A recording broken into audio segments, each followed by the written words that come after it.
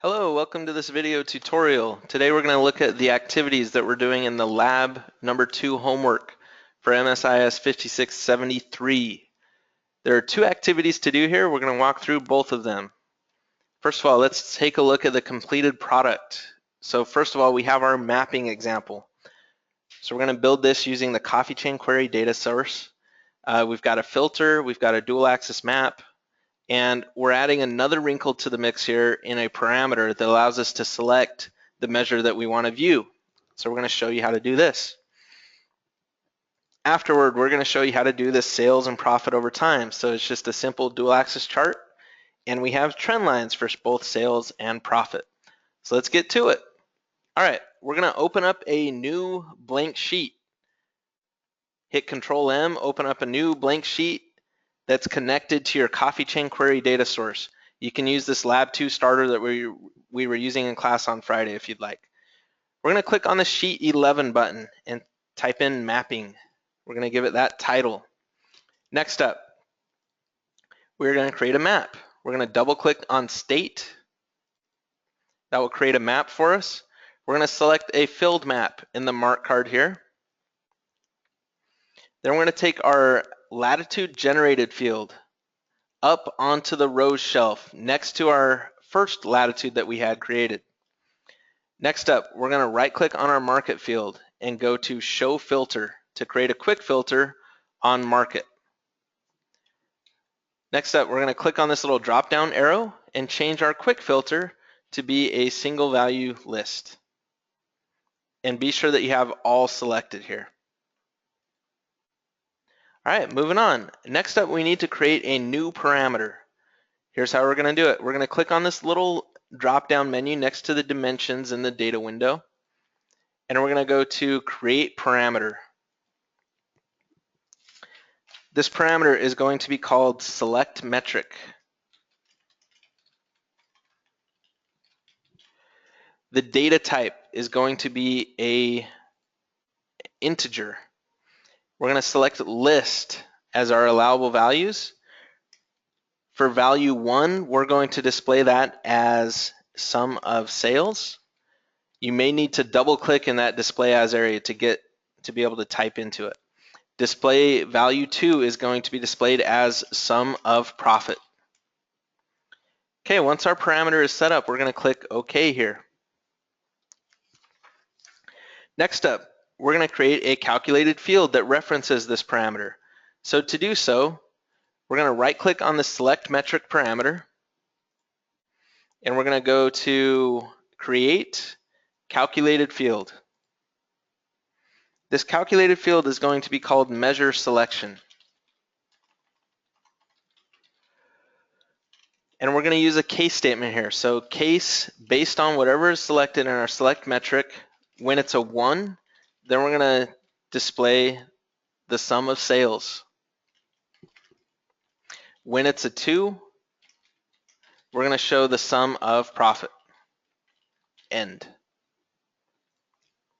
Once that calculated field has been created, when 1, then be sure to type in then. So when 1, then sum of sales. When 2, then sum of profit. Okay, that calculated field is valid. Now we're going to click OK. Next up, we're going to choose our latitude generated 1 mark card, the first one right here. Select that mark card and drag your measure selection field to color.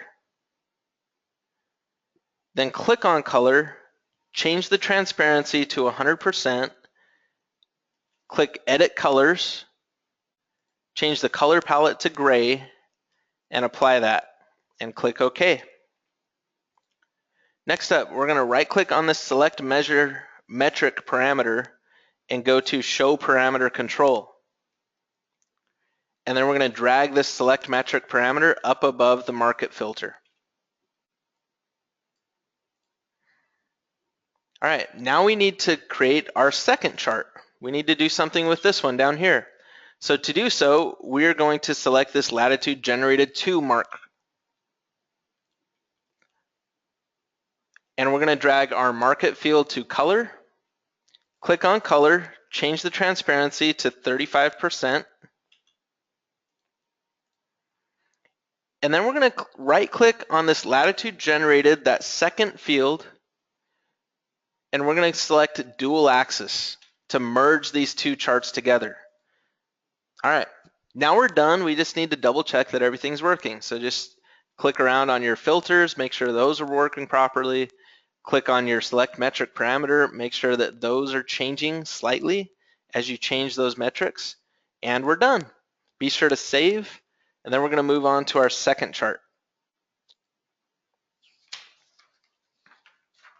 All right, we're going to open up a new sheet here for this dual axis, and we're going to call this sheet Sales and Profit Over Time. Sales and Profit Over Time.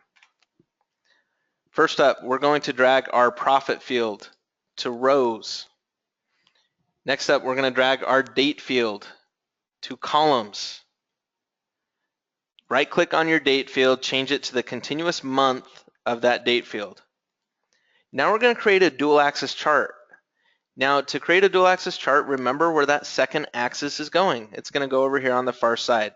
So to create it, we're going to drag our sales field all the way over here to this secondary axis. Pay attention to when you get this black dotted line and drop it there. That's going to create a secondary axis, and it also grants us a second mark card. Next up, we're going to right-click on the secondary axis and choose Synchronize Axis. Next up, since the axes are synchronized, we don't need them both. So we're going to right-click on the second axis and go to Show Header and uncheck that box. Okay, now they're both showing up on one axis. Now we need to change this axis by right-clicking and go to Edit Axis. And we're just going to remove the title. You can call it dollars if you want. You can also remove the title if you would like. And click OK. Next up, we need to change our sales mark to a bar chart. So click on Sales here. Change the mark type to a bar. Notice how the line is being hidden behind the bars. So we need to right-click on this axis and go to Move Marks to the Front. Now your colors are going to be different, so be sure to click on Color and edit your colors. I'm using the Tableau 20 color palette. Click on Sales, make sure to assign that light gray for sales and this darker blue for profit. Mine was already assigned, yours would not be on your charts. All right, last but not least, we're going to add trend lines to this chart. So we're going to right-click in the view, and we're going to go to Trend Lines, Show Trend Lines for both profit, and then we're going to right-click, choose Trend Lines, Show Trend Lines, and show them for sales. Ignore this error. Yes, we would like to turn off stack marks and add the trend line, so click Yes. We're going to right-click on the line itself up here at the very top and go to Format and change the trend line to this dotted line, the second option from the top. And last of all, we're going to right-click in this view and go to Trend Lines, edit our trend lines, and uncheck this box where it says to show confidence bands. So we need to check it once.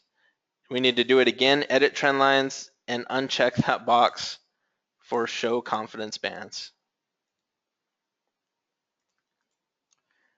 Go to select the second trend line, go to edit trend lines, and uncheck that box where it says to show confidence bands. If you guys are stuck on any of these steps, there are more detailed steps in the PowerPoint slides for this activity. So hopefully this helps you guys to get through these activities. Still, you can let us know, email us if you have any additional questions about these activities, and we'll get back to you as quickly as possible. Thanks for watching this video. Thanks for being in the class. We'll see you next week.